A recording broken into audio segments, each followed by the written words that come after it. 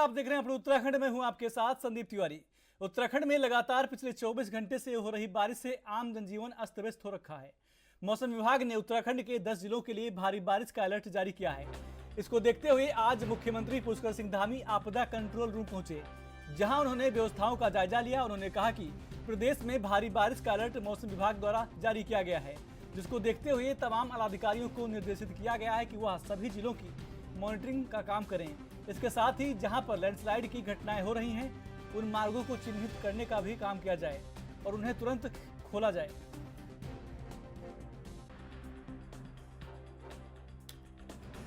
ये भारी वर्षा और मौसम का जो अलर्ट है, ये हमारे लिए हमेशा से चुनौती रहा है और पूरा मानसून सत्र में अनेक स्थानों पर हमको आपदाओं का सामना करना पड़ा है, भूस्खलन का सामना करना पड़ा है। अतिवृष्टि के कारण से अनेक संपर्क मार्ग कटे हैं, अन्य चीज़ें भी हुई हैं।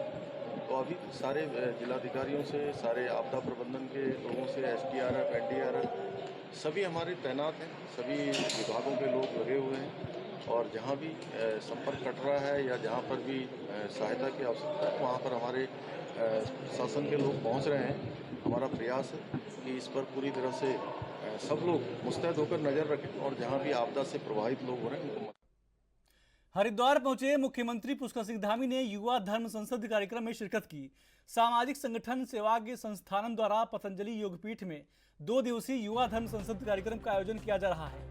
कार्यक्रम में योग गुरु, आपको बता दें कि बाबा रामदेव और विश्व हिंदू परिषद के उपाध्यक्ष चंपत राय भी मौजूद रहे। युवा धर्म संसद में देश के कई राज्यों के करीब 2000 छात्र छात्राएं शामिल होने के लिए पहुंचे हैं। स्वामी विवेकानंद के विचारों से युवाओं को प्रेरित करने के उद्देश्य से आयोजित कार्यक्रम में कई चिंतक और विचारक पहुंचकर युवाओं से संवाद कर रहे हैं। मंच से संबोधित करते हुए मुख्यमंत्री पुष्कर सिंह धामी ने कहा कि युवाओं का भारत की प्रगति में महत्वपूर्ण योगदान है। मार्गों पर बताए हुए और देश के अंदर आने वाली विभिन्न प्रकार की जो चुनौतियां हैं, आज तमाम प्रकार के होने वाले कार्य हैं। विकसित भारत का संकल्प है जो आदरणीय प्रधानमंत्री नरेंद्र मोदी जी के नेतृत्व में लिया गया है, उसमें सभी युवा सहभागी बनेंगे और युवाओं का आने वाला जो 25 साल है, जो हमारा एक कर्तव्य काल है, अमृत काल है, इस अमृत काल में युवा नौजवान प्रमुख भूमिका में होने वाले हैं। इसलिए उनकी भूमिका सही दिशा में जाए तो कहीं ना कहीं ये युवा।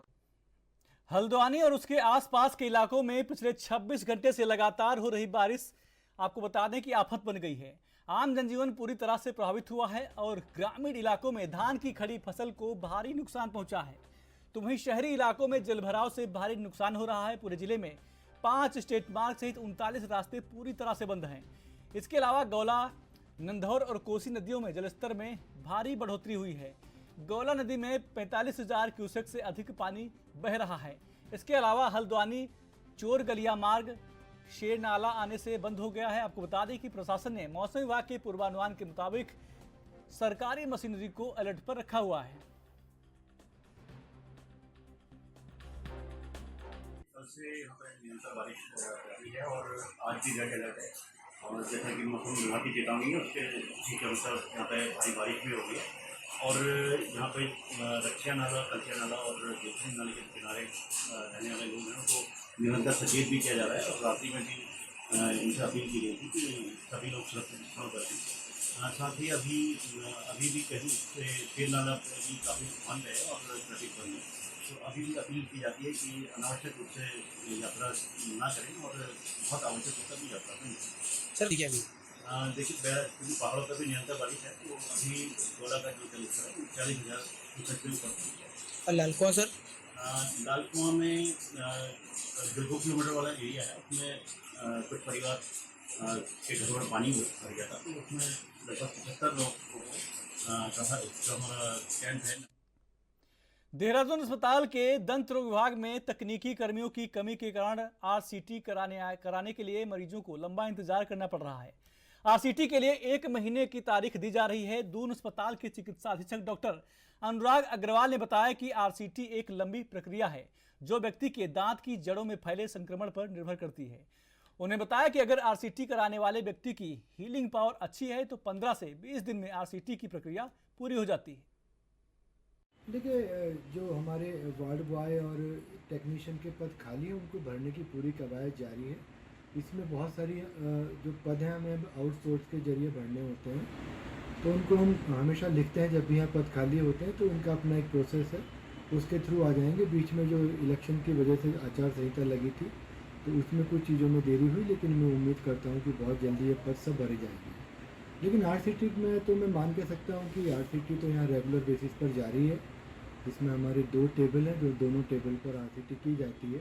क्योंकि आरसीटी एक लंबा प्रोसेस है, तो एक दिन में 1 या 2 ही इसमें कर पाते हैं डॉक्टर, तो इसमें थोड़ी लाइन रहना हो सकता है, फिर भी मैं इसकी। खटीमा के भाजपा कार्यकर्ताओं ने वाटर कूलर की क्षतिग्रस्त सप्लाई को ठीक करने की मांग को लेकर एसडीएम रविंद्र सिंह बिष्ट को एक प्रार्थना पत्र दिया था। प्रार्थना पत्र में लिखा गया है कि नगर पालिका क्षेत्र के विभिन्न वार्डों में आम जनता की सुविधा के लिए वाटर कूलर लगाए गए हैं, मगर विगत कुछ दिनों से पीलीभीत रोड स्थित शारदा विहार कॉलोनी के मुख्य द्वार सहित अन्य वार्डों में भी वाटर कूलर की सप्लाई क्षतिग्रस्त हुई है, जिससे आम जनता को पेयजल संबंधित असुविधा हो रही है। जिस संबंध में भाजपा कार्यकर्ताओं ने एसडीएम रविंद्र सिंह बिष्ट को एक प्रार्थना पत्र सौंपकर क्षतिग्रस्त पाइपलाइन को सही कराने की गुहार लगाई है।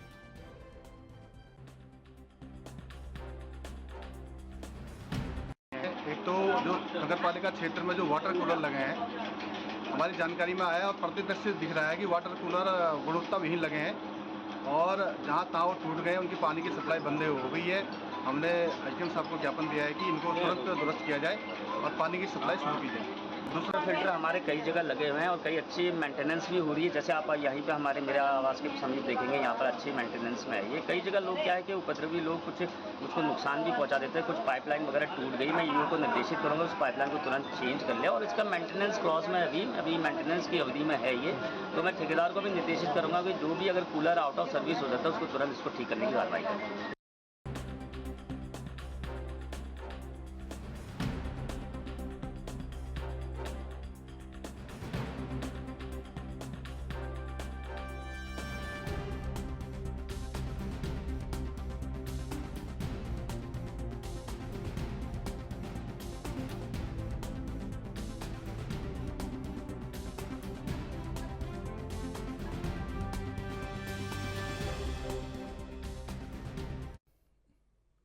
खटीमा में भाजपा कार्यकर्ताओं ने खटीमा एसडीएम रविंद्र सिंह बिष्ट को प्रार्थना पत्र सौंपकर खटीमा नगर पालिका क्षेत्र में मतदाता सूची का पुनरीक्षण किए जाने की मांग की है।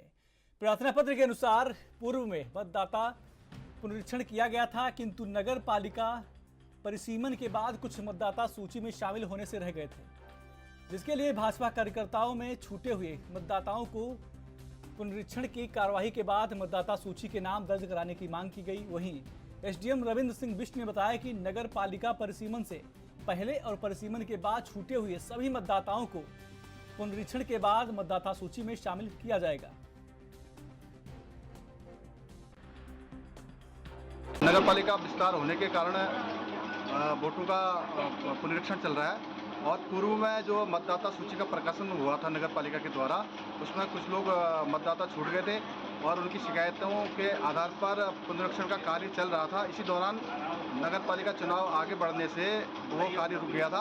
अब हमने प्रशासन को पत्र दिया है कि जो क्षेत्र सम्मिलित किया गया है उसके साथ ही पूर्व का जो क्षेत्र है उसकी भी मतदाता सूची का पुनरीक्षण किया जाए, जिससे कि सभी लोगों को मतदाता सूची के साथ जोड़ा जाए और उनको मतदान का लाभ प्राप्त हो सके और मतदान का उपयोग हो सके। एसडीएम साहब ने कहा है कि जांच के आधार पर दोनों मांगों पर, दोनों प्रार्थना पत्रों पर विचार कर आवश्यक कार्रवाई की जाए।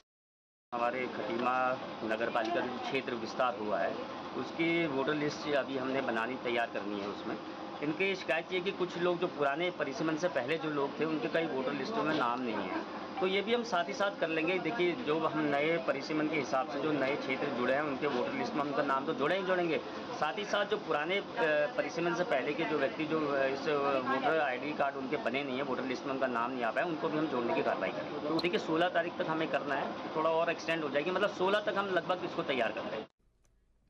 उत्तराखंड में महिलाओं के खिलाफ हिंसा, बलात्कार व हत्या के मामले और प्रदेश की भाजपा सरकार और भाजपा के दबाव में पुलिस महिलाओं के खिलाफ अपराध करने वाले भाजपा नेताओं को बचाने का आरोप लगाते हुए प्रदेश कांग्रेस कमेटी के वरिष्ठ उपाध्यक्ष सूर्यकांत धस्माना ने भाजपा सरकार पर जमकर हमला बोला। धस्माना ने कहा कि अंकिता भंडारी हत्याकांड में वीआईपी का आज तक पता नहीं चल पाया है। सल्ट में नाबालिग के साथ बलात्कार मामले में पीड़ित नाबालिग का मेडिकल देर से करवाया गया, जिसके कारण आरोपी भाजपा मंडल अध्यक्ष की जमानत हो गई। दूध संघ के यौनाचार के आरोपी अध्यक्ष की गिरफ्तारी अभी तक नहीं हो पाई। पिरान कलियर में हुई नाबालिग के बलात्कार व हत्या का आरोपी भाजपा नेता 3 महीने बाद भी फरार है और प्रदेश भाजपा इन घटनाओं पर अफसोस व खेद जताते बजाय उल्टा कांग्रेस पर अनर्गल आरोप लगा रही है।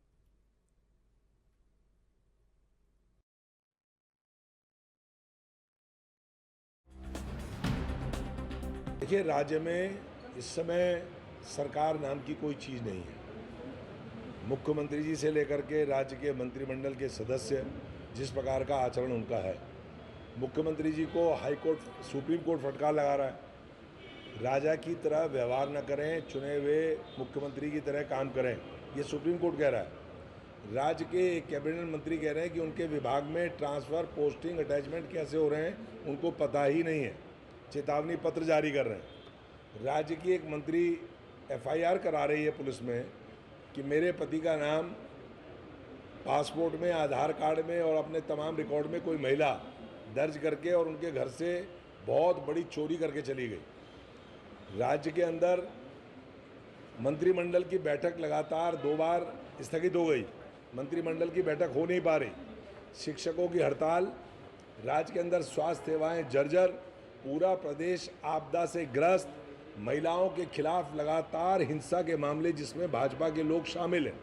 ये स्थिति पूरे प्रदेश की है। सरकार नाम की चीज़ कोई प्रदेश के अंदर है नहीं। प्रचंड बहुमत इस राज्य की जनता ने दूसरी बार दिया बीजेपी को, लेकिन हालात प्रदेश के जिस प्रकार से बीजेपी ने कर दिए हैं वो बहुत चिंताजनक हैं। कांग्रेस एक मुख्य विपक्षी पार्टी, जिम्मेदार पार्टी होने के नाते हमें चिंता है कि राज्य की जनता का जो हाल हो रहा है, विद्यार्थियों का जो हाल हो रहा है, मरीजों का जो हाल हो रहा है, आम जनता का जो हाल हो रहा है, बहुत बुरा है। उसके लिए पूरी तरह से भारतीय जनता पार्टी जिम्मेदार है और कांग्रेस के पास अब कोई विकल्प बचा नहीं है। इस सरकार के खिलाफ हम सड़कों पर जो हमारा आंदोलन चल रहा है और विशेष तौर पे महिलाओं के खिलाफ जो हिंसा के मामले हैं वो लगातार जिस प्रकार से बढ़ रहे हैं और उसमें भाजपा के लोग शामिल हैं और भाजपा के अध्यक्ष समेत तमाम बीजेपी के लोग बेशर्मी से उनका बचाव कर रहे हैं। पुलिस एक्शन नहीं कर रही है, उनको मौका दे रही है कि वो कोर्ट से जमानतें कर लें। ये हालत पूरे प्रदेश की भाजपा ने आज बना दी है। हमारे पूरे राज्य के अंदर जो स्थितियां हैं उसके खिलाफ कांग्रेस अब सड़कों पर उतर रही है। लगातार हम आंदोलन कर रहे हैं और इस सरकार को अब हम चैन से बैठने नहीं देंगे। खबरें और भी हैं, छोटा सा ब्रेक।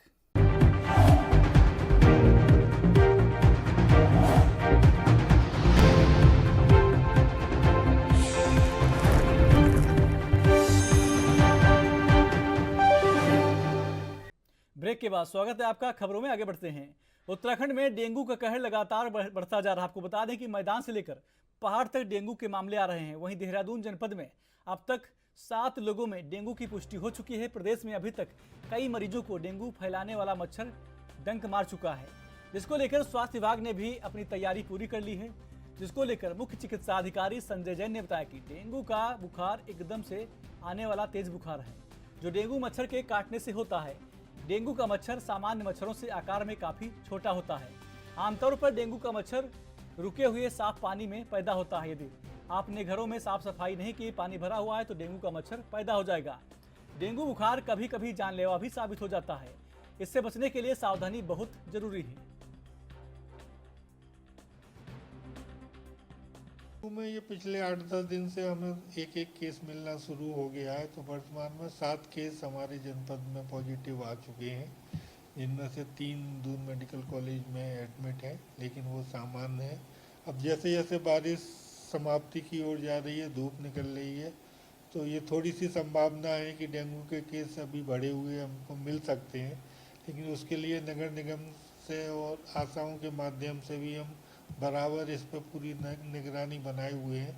घर घर जाके लोगों को जागरूक करना मेन हमारा उद्देश्य है इसमें। और आपके चैनल के माध्यम से भी देहरादून के लोगों से अपील करना चाहूँगा कि हफ्ते में एक बार 10 मिनट का समय अपने घर को दे दें। जहाँ भी साफ रुका हुआ पानी है उसको यदि फैलाते रहेंगे तो डेंगू जैसी बीमारी से बचे रहेंगे।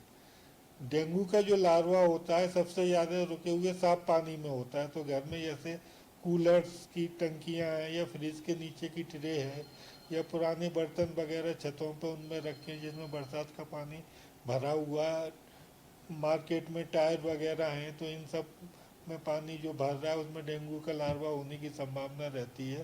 तो यदि हफ्ते में एक बार 10 मिनट के लिए इन सब चीज़ों को चेक करते रहेंगे और पानी यदि कहीं रुका हुआ है तो उसको फैलाते रहेंगे तो काफ़ी हद तक हम डेंगू जैसी बीमारी पे मृतक अमाउस और परिजनों को न्याय दिलाए जाने के चक्कर में आपको बता दें कि क्रिश्चियन समाज के लोगों में मेथोडिस्ट चर्च फादर इयम पॉल ने नेतृत्व में आपको बता दें कि मृतक अमाउस का फोटो हाथ में लेकर नारेबाजी करते हुए चर्च से राजा राम चौराहा होते हुए कोतवाली तक पैदल मार्च किया, जिसके बाद शिवराज सिंह राणा सीओ टनकपुर से बात करते हुए मृतक अमाउस की मौत का खुलासा किए जाने और न्याय दिलाए जाने की अपील की।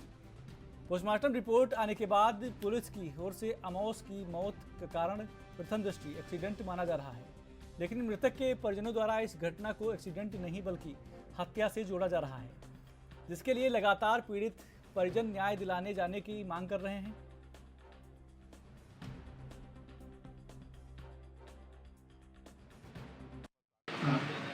इसमें पहले भी हमारे द्वारा बताया गया था, पुलिस द्वारा उनके परिजनों को जो अब तक की कार्रवाई की और उन्होंने जो भी तथ्य हमें बताए थे उस पर हमने जांच की और उसको हम हर एक उस पर CCTV या उनके CDR वगैरह और कॉल डिटेल वगैरह निकाल करके उन तथ्यों को हमने उन्हें बताया, लेकिन उन्होंने आज कुछ नए तथ्य बताए हैं, उन पर भी हम पूरी जांच करके विवेचना करके इस मामले में जो है दूध का दूध पानी का पानी करके पीड़ित को शीघ्र ही न्याय दिलाया जाएगा।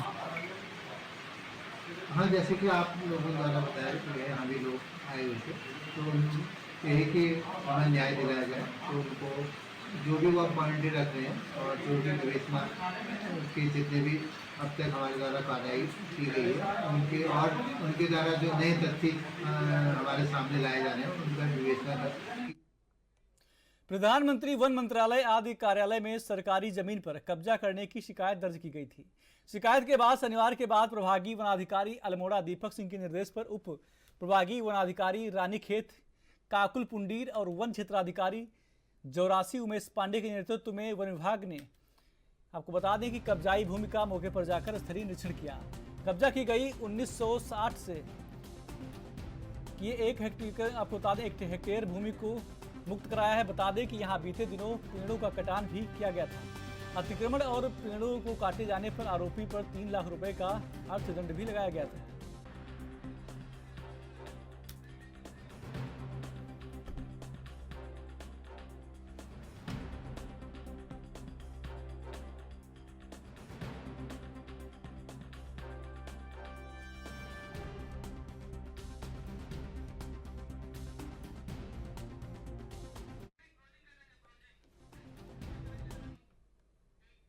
बुलेटिन में बस इतना ही। आप देखते रहिए एनवी न्यूज। नमस्कार।